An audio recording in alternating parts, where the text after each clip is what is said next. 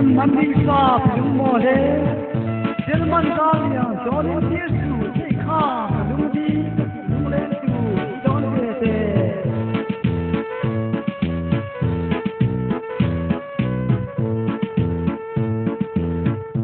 Sikim Nandi Musa, Lung Mole, Lung Mole, German Galia,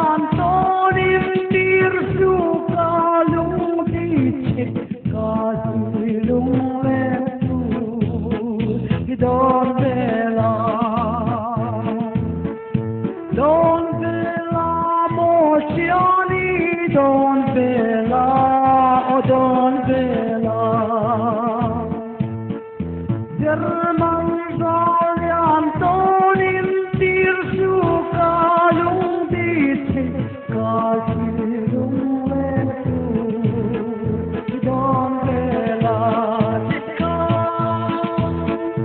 Anoy Liang Don Ge Kwang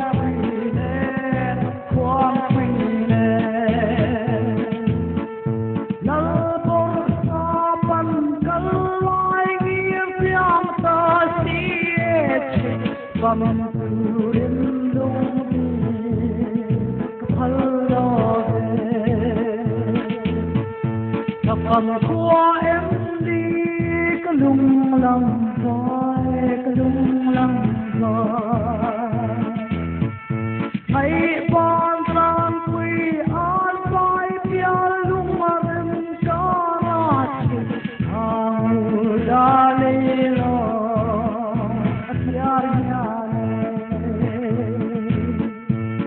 No one can me far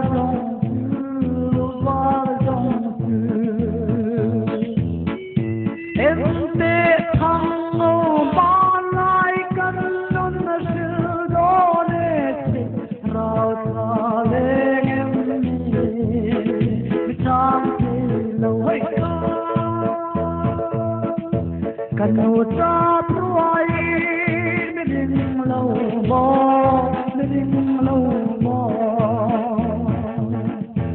German Zalian Kulpui kan han Doni Duante Asurin Yemu Asur Tum Tum